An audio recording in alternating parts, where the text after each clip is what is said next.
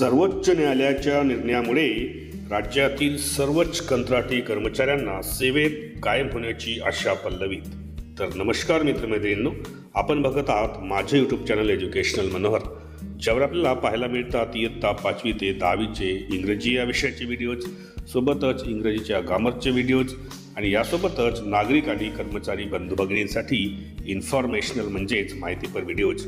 या सर्वांच्या प्लेलिस्ट या व्हिडिओच्या डिस्क्रिप्शनमध्ये देण्यात आलेल्या आहेत. त्यावर जाऊन आपण आपल्या कामाचे व्हिडिओज पाहून घेऊ शकता. तर सर्वोच्च न्यायालयाने एक महत्त्वपूर्ण निकाल दिलेला आहे म्हणा किंवा एक स्टेटमेंट केलेलं आहे, ज्यामुळे राज्यातील जे कंत्राटी कर्मचारी आहेत त्यांना सेवेमध्ये कायम होण्याच्या त्यांच्या आशा ज्या आहेत त्या पल्लवित झालेल्या आहेत. आणि याबद्दलची सविस्तर माहिती आजच्या व्हिडिओमध्ये आपण बघून घेणार आहोत.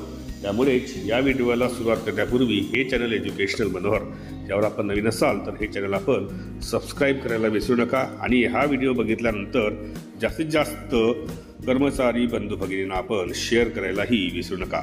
चला तर याबद्दलची सविस्तर माहिती आपण आता बघून घेऊया. तर सर्वोच्च न्यायालयाच्या निर्णयामुळे राज्यातील तब्बल 10,000 कंत्राटी तत्वावर कार्यरत कर्मचाऱ्यांना कायम सेवेत सामावण्याची आशा पल्लवित झालेली आहे.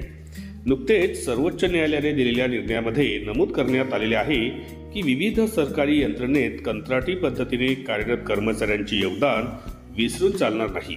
नोकरीची हमी नसताना तसेच कमी वेतनात काम करणाऱ्या कर्मचाऱ्यांचे योगदान लक्षात घेऊन नियमित पदे भरताना सदर कंत्राटी कर्मचाऱ्यांचा विचार केला पाहिजे. अशा निर्णयामुळे राज्यातील तब्बल 10,000 कंत्राटी कर्मचाऱ्यांना कायम सेवेची एक प्रकारची हमीच मिळाली आहे. अशा प्रकारे कंत्राटी कर्मचाऱ्यांना कायम सेवेत सामावून घेतल्यास त्यांना कायम नोकरीची हमी मिळणार आहे. सर्वोच्च न्यायालयाच्या या निर्णयानंतर राज्यातील विविध खात्यात कंत्राटी पद्धतीने कार्यरत कर्मचारी एकत्र येऊन कायम सेवेसाठी सरकारकडे धाव घेत आहेत. राज्यात विविध विभागात तब्बल 10,000 पेक्षा अधिक कर्मचारी कंत्राटी पद्धतीने काम करत आहेत. या कंत्राटी कर्मचाऱ्यांकडून कायम सेवेची मागणी आता करण्यात येत आहे. मग हे असतील प्रमुख निकष. तर यामध्ये निकष असा असणार आहे की कंत्राटी किंवा रोजंदारी पद्धतीने किमान ज्यांनी 10 वर्ष सेवा केलेली आहे अशा 10 वर्ष सेवा करणाऱ्या कर्मचाऱ्यांना कायम सेवेत सामावून घेण्याचा जो निर्णय आहे तो यापूर्वी आदिवासी विकास विभाग आणि सार्वजनिक आरोग्य विभाग यांच्या अंतर्गत घेण्यात आलेला आहे.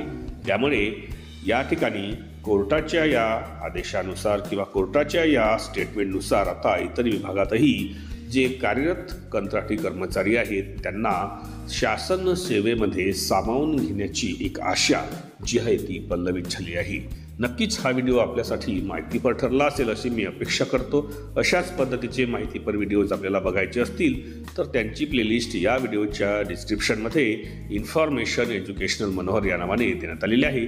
त्यावर जाऊन आपण आपल्या कामाचे व्हिडिओज पाहून घेऊ शकता. या व्हिडिओला आपण एक लाईक आणि जास्तीत जास्त शेअर करावं अशी मी आपल्याला विनंती करतो. आणि ह्या चॅनलला म्हणजेच एज्युकेशनल मनोहरला आपण सबस्क्राईब करून घ्यावं. मी आता आपली जाता जाता रजा घेतो. सर्वांना माझा नमस्कार.